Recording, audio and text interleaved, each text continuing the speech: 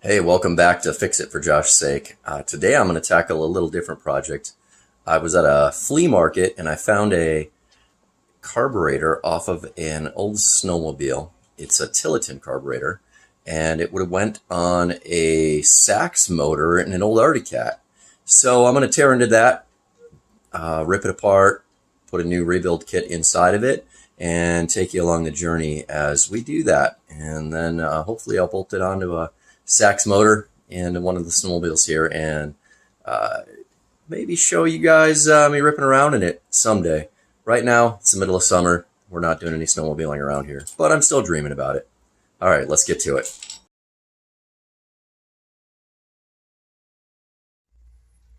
All right, back in the day, if you had yourself a little one-lunger snowmobile, old Arctic Cat, an old Scorpion, there's a couple other brands out there that would run this Sachs motor.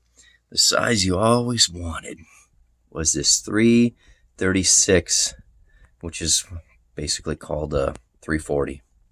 And when Sachs made this 340 SS, it's a pretty fast motor. There's a couple motors that are a little bit faster than this, but this was the dream to have in a little one-lunger sled. And here's the carburetor that I was talking about. And when you look at these old Tillotson carburetors, they stamp the number right up here on the top of the carburetor inlet. And there's a ton of different Tillotson carbs, but they're all kind of the same. And we're going to tear into that one that I'm going to show you in a little bit that I got at the flea market. And see, it says Tillotson right there. And we're going to take it apart, rebuild it, get it ready to bolt onto a motor. This is the carburetor we're going to work on here, and it is an HD17A. This is the fuel pump down here, and right here, this port is what comes off the crank, and the hose comes up to here.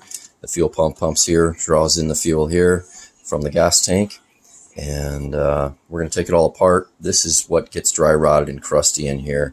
So when we take that apart and clean it up really good, we're going to replace what's inside of there. But what I usually do before I even open a carburetor like this up is I grab some degreaser like this and spray it around on there, let it soak for a while, get myself some brass brushes like that, and I will scrub the dirt off the outside as I'm working on it, because I don't want any of that grime or gunk getting in any of the little bitty ports and holes. So that's how I'm going to start, and then I'll show you in a little bit here when things are cracked open. I'm back, and I went ahead and sprayed the ZEP on here. Use these brushes to scrub away at it. Something I want to make sure I mention so that I don't lead you down the wrong path. This ZEP Fast 505 degreaser is amazing, but you have to rinse your carburetor off with, or any aluminum part for that matter, off with hot water when you are done scrubbing it with this. And so I just take this plastic brush here and scrub around on it in the sink, maybe duck in a bathroom or someplace where people aren't going to be too annoyed. But if you don't do that, this stuff will eventually deteriorate the aluminum and make it soft and cakey. So do not leave any type of cleaner on your aluminum. Go ahead and rinse it off with hot water right away, and then towel it down. And then you're ready to crack this open and start getting the fuel pump replaced. All right. Something I like to do is on these fuel adjustment screws, I always like to thread them in and count the turns in before I remove them, because that helps me know where this carburetor was set at when it was running. Now, provided we don't know if this carburetor was gummed up or if it was running perfect or what the situation was, but it does give me a little frame of reference of where the last operator had it set. Another important thing to remember is that when you remove these, there are little rubber seals in here, and the spring and washer and everything. So be really careful not to lose any of those parts. If you lose anything that is keeping the vacuum tight inside of there, this carburetor will not run right once you bolt it back on the motor. Typically, when pulling apart this fuel pump, the screws are in there a long time, and they're pretty solidly stuck. So you need to put a lot of straight down pressure on this carb into each one of these slots to get those to come open. But the challenge that we have on most Tillotson carbs is that they have a little bung right here, which is for a primer. Primer hose and a primer bulb would go on that, which helps your motor start a lot easier. So because that's sticking out, if you look down the line, that's sticking out like that, well, you don't want to bend that or snap that off. So what I do is I take this nice little wooden block and I set the carburetor right on it, and then that port sticks out and doesn't get bent, but the rest of the carb is solidly pressed into the block, and then I can press down really hard on these and break them loose and not cause any problems, but get this fuel pump apart. So first, I'm taking off the fuel port. This is where the fuel oil comes, or gasoline mixed gas and oil comes in, and then we have a screen right here which keeps any gunk or grime from coming into the carburetor. So that's the first layer. Once we remove the fuel filter, we got a couple holes here. The 3 on the outside are where the fuel goes in. This is the threaded hole that the fuel port threads into. As you're going through these layers, it's really nice how they built this carburetor. You look at when you first look at this carburetor, you're like, how do you know to keep everything which direction? But they got these square tabs right here, and they all run right down the line, and they face towards the inlet. So all these plates just line up one on top of the other, stacked with the square tab going towards the inlet of the carburetor. When we pull the first plate off, it comes up like this, and this is how the inside looks. It leaves room here for the fuel to come in like that, and then these are the little tabs that can stop or continue the flow of the fuel right there. The next layer is a thin filament, and that comes off like this. Then under it we have a gasket, and that gasket peels up, and it comes off of the pins. Now, sometimes they're really, really stuck and you end up destroying them, and sometimes they peel off nicely. I'm going to get a razor blade and in the middle here work this off so that it don't leave too much residue on the aluminum here.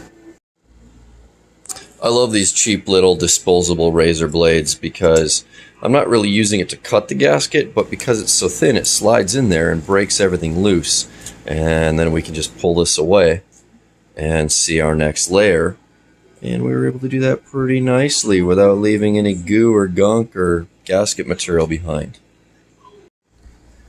And now that we have that first gasket pulled away, here's the second aluminum layer, and it looks like this. It's got another cavity in there for the fuel, so we're going to set that one aside. Got our pile going on over here, and now we have this next layer of filament that I will carefully pull away. Now the way this one works is it comes up, looks like that, and set it aside over here, and then we have another gasket that has a couple of ports and layers in it, and again this gasket's pretty good, but it's kind of gunking up there, so I'm going to use another crack at it with my trusty little blade here and peel it up. And then this one peels up, looks like that, and now we see a couple more fuel ports in there. This is where the impulse line is, so this is actually what's causing the vacuum in this carburetor to suck the gas through, is this layer right here. Here's the next layer as it comes up. Like I said, there's the port, and this is just a big layer here, and then this is the diaphragm that draws the fuel in. So I'll set this aside over here, and then I'm going to peel this up. This one was definitely more difficult to peel up, but like I said before, you just take your time and you kind of work that razor blade in there, and you're not using the razor blade to cut, you're using it to wedge in between the gasket material and the aluminum body, and then we can pull it up here. And here we go. Here's where the magic is. There's the other side of it. There's that piece we're going to set over here, and then we'll start to look at the real truth of what's going on in this carburetor. And so here's our needle and seat right there, and we're going to start taking that apart, and we're going to clean up what's underneath it here. That needle and seat needs to work properly so the fuel can flow. The devil's in the details on this part here.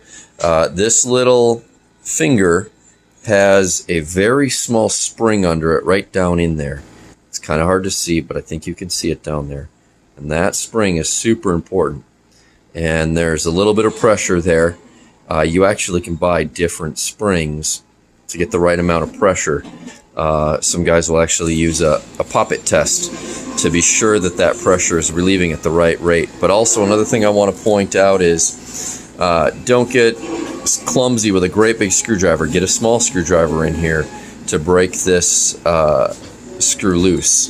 And then when you do, be ready to catch all the parts, because once this releases, that spring will push up and you'd hate to lose it, or you're going to be ordering a new spring.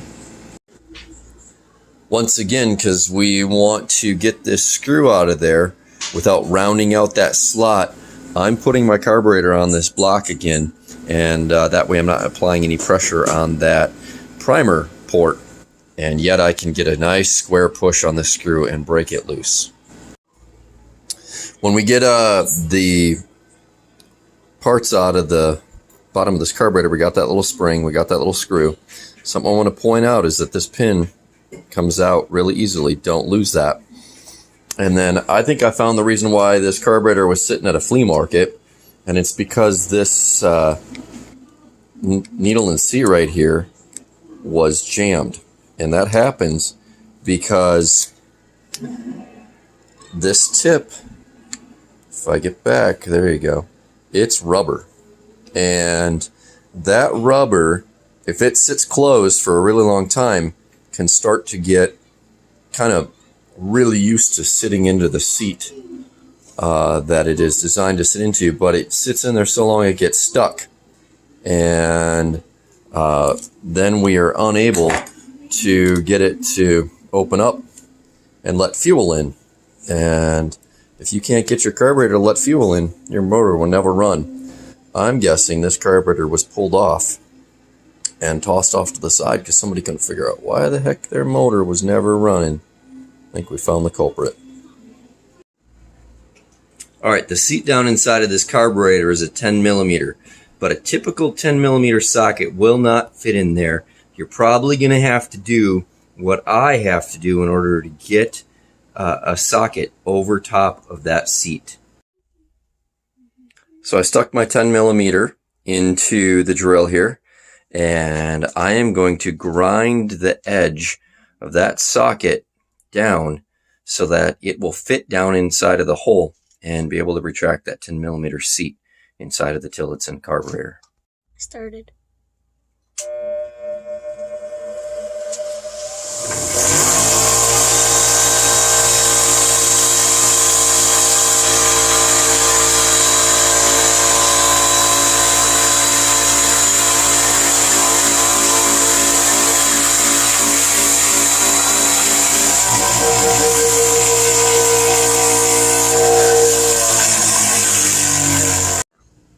All right, now that we got that ground down, this goes in here real nice, and we can retract that 10 millimeter seat right out of there.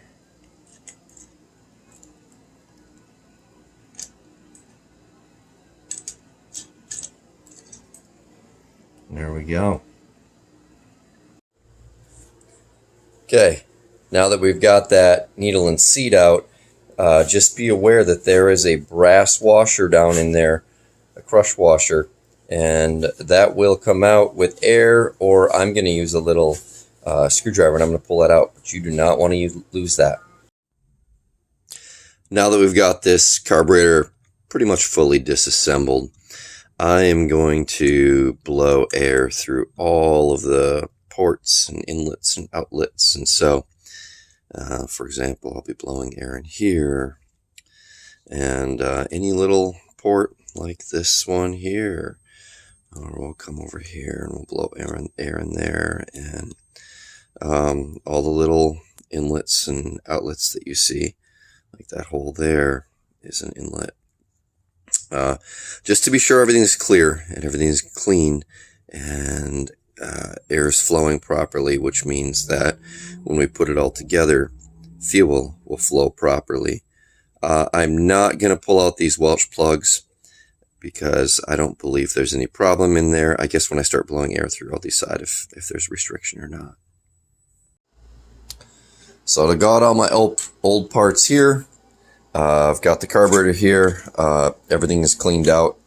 Blew air through all the ports. That went real easy. And now I went over to Bill Bunn Enterprises. You can find them online. They sell stuff on eBay. They had this HD rebuild kit with the diaphragms and everything, real affordably, up in Anoka, Minnesota. If you need a motor board or worked on or anything like that, man, Bill Bunn Enterprises is somebody you probably should keep in the back of your mind because they do really good work. They're not, obviously I'm not affiliated with them, but I appreciate what they do. They're working on a GT80 right now, boring out the cylinder for us for that bike to be put back together pretty soon. So I'm going to get to work on putting this diaphragm into this carburetor. First things first, we're going to put this needle and seat right into there. Next, we're going to put these components back in here. Take your time. This spring is easily lost if you're hasty or not paying attention. And this screw is quite little. But when you get everything set in there, that divot in this arm is intended to push into the center of this spring, and that spring sits down in that pocket. So get it all set up right. Okay, I got the needle and seat in here, and everything's reassembled. And now what I have here is a pop-off tester. You want your needle and seat to release pressure at about 10 psi, and so I have the hose in here. It's sealed there with a ring, and then when you push down on this, you can, it doesn't release pressure until about 11 psi. I know I said 10 is the magic, but right there you can hear it. Right there, it's like maybe 12 even. That's about 11. Right there is when this opens up and lets pressure through. So that's important. It actually wasn't opening up until about 15 or 18.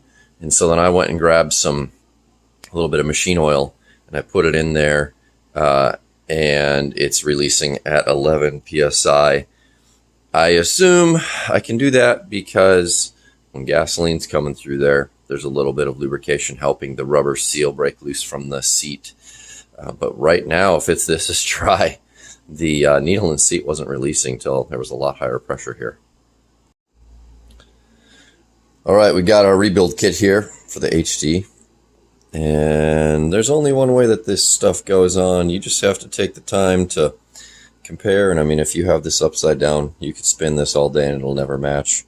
But you get it set up so that when this gasket goes on here, every single screw hole, pin, or port is accessible, because if you have it turned wrong, your gasket's going to block one of the air passages or fuel passages. So there, first one goes on like that. This is the air inside. This is attaching to the cylinder right here. And so we've got a couple of different tabs to help us orientate here on this carburetor. For this next layer, we need this pin to be facing down into this actuator right here. This little point is what's moving. This is the diaphragm, and the pulsation of the motor makes contact right there, and it lets your fuel flow move through the carburetor. The second thing to point out is we've got our inlet hole right here, and it comes, you can see it coming down right through there. And so line this little tab of the diaphragm material up with the tab on the gasket material, and then get your pins lined up. Boom, boom, boom, all three line up. Check all your holes. If you got it right, everything's gonna look like it should. Now we need to put our impulse line plate in here. It looks like this. Impulse port will face down. I have the carburetor upside down right now, but so what looks like up is down in the big picture. And then we've got our fuel inlet right there, which lines up with the fuel inlet right there. Remember in one of my earlier videos I talked about the square tab pointing towards the inlet of the carburetor. This is the cylinder side. This is the inlet side where the air is coming in that way. So we put the square tab this way, we get our fuel hole inlet lined up, and we just, boom, the tabs line up, and clickety-clack, it's right in place. For this next layer, we've got this nice sealing little edge right here. Now this is all cleaned out and ready to go. So I'll grab this particular gasket material, and it sits down to make sure those ridges have gasket material riding right on them, like that. And then we grab this diaphragm material, and this matches. I'm basically watching this pattern right in here, and you get it lined up, and those pins, 3 pins, hold it right in place. For this layer, we've got the ridges right here, which need to face into the next layer of gasket material. This is all smooth and clean right here, so that it sits against this diaphragm material. So I'm going to line that up, watching this section right here, because this is kind of what was telling me in the last 2 layers where to go. The fuel is coming in right here. Again, we got our fuel import right there, and it keeps coming through each layer, and now it's feeding into here. For our next layer of gasket material, we're paying attention to this and to this line right here, which goes right around there and there. Make sure this is all clean. If it's all clean, you just set your 3 pins, let your 3 pins guide the gasket sitting right on top of that. For this next layer, the main telltale is this little round outlet here, and of course the shape of this. So you get these pins lined up, and this tab matches the tab on the gasket material over there. Now that we've got all the gaskets and diaphragm material on, I've got my last plate here, and this is where the fuel is going to come in. Here's the back side of the inner of the diaphragm, and again we've got the square tab lines up with these square tabs right here. So we set this in place, boom, there's the whole assembly. Next thing I would add is this screen and gasket, and then I will be adding my fuel inlet like that. Every machine is going to be different based on whatever snowmobile you're running, but I'm going to set my port to face out to this side, because when it's bolted on the machine, that'll be going off to the right side, as well as the impulse line is going to be on the right side. That makes the most sense for me, that both of my lines are coming off on the right of the vehicle. The reason why that kind of matters is on the left side, we've got some belts and clutches, and I don't want my fuel lines getting anywhere near those. As you're screwing down these screws that are holding all the layers together, don't just start on one side and start reefing them tight. Work yourself around, make a star pattern, so we're literally jumping across as we tighten these, so that we kind of nurse those gaskets into place and we get consistent pressure around. Then once you have everything kind of set up a little bit and things are starting to feel good, that's when I'm going to get my 2x4 little block that I used earlier, and I'm going to set it under here, and I'm going to press down really good and get these nice and tight so that we make sure each one of these layers are sealed and they're properly holding air pressure as well as keeping fuel inside of here.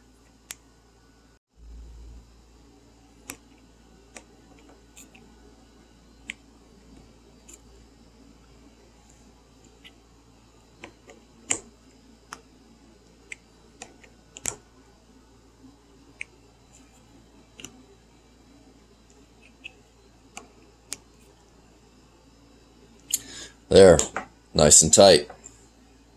And this is how it looks.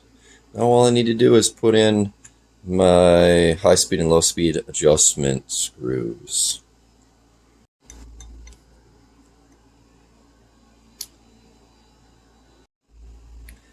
All right, to get this idle mixture screw back in, we've got 4 important components here. We've got the rubber O-ring that's tapered only one way to fit down into the pocket like that.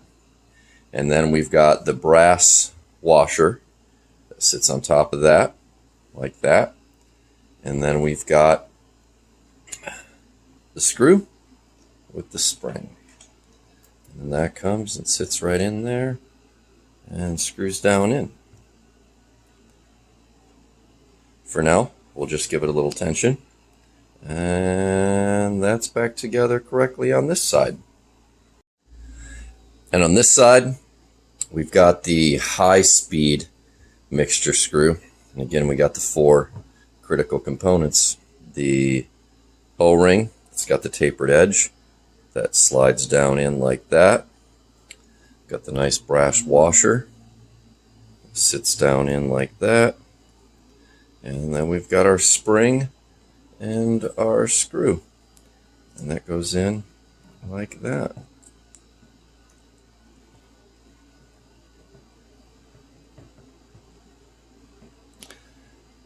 Voila. Yeah, these carburetors are really pretty when they're all cleaned up. Got a little bit of a neat patina on it here and there on the brass, but that's how it goes together. Now that we've got this all cleaned up, new diaphragm parts in here and back together, I want to set these screws. Now, just to elaborate on these are called fuel mixture screws, and so they do exactly what that sounds like. All the way in, fully shut. It is the leanest this possibly can be, which means no fuel is getting in when you turn it clockwise, all the way seated. And as you pull it out, the fuel mixture becomes richer in the carburetor going into the motor. So on this one, I'm going to run this idle mixture screw all the way in until I feel the tip of it, seated with resistance. And that spring is a little bit tight in there, but you just go real gently because you do not want to jam the tip of your screw right there. Okay, so stop right there. And I'm going to do a half a turn. And I'm going to do a whole turn, okay? That's where we're going to start, right there. We've got 1 turn on my idle screw. And then I'm going to come over here, and the same thing. I'm going to run this in until I feel the tip of that screw just gently seating. And once that happens, then I'm going to back it out a turn. So right there it's seated, so we're going a half a turn. And now here's a whole turn. All right. In my opinion, this carburetor is ready to bolt back on a motor. And I have not said what motor I'm going to bolt it on, but I have a hunch and a theory. So in a future video, I will show you where this carburetor is going to go. Oh. I want to make one plug for EC carburetors. They sell tons of Tillotson carburetor parts, and the reason why I'm mentioning them is because they have really good service. I've been really happy with what I've gotten from them. And so in that section in this video where here's like some diagrams of an HR carburetor, a couple of different styles of carburetors, but in that section of the video where I was using the pop-off tester, if I could not get my pop-off tester to pop right around 10 psi, I would have reached out to EC carburetors, and I would have bought a lighter spring to get my pop-off pressure lower. They have a whole bunch of different pressure springs. So there's a tip for you as well on on the challenge of if you can't get your pop-off to come into the right specs. There are other springs you can buy with different pressure amounts. Well, thanks for watching the video. I hope you enjoyed it. Again, I'm Josh, and my YouTube channel is Fix It for Josh's Sake. If you enjoyed what you saw, you found it informational, and you think maybe that'll help you in your next project, please go ahead and subscribe, like, and share my videos. Or, man, hit me up with a comment or a question. Or if there's another type of video you want to see, you should tell me. And there's a possibility I would have fun making a video on that as well. Well, thank you very much. Have a great day. Have fun working on your stuff.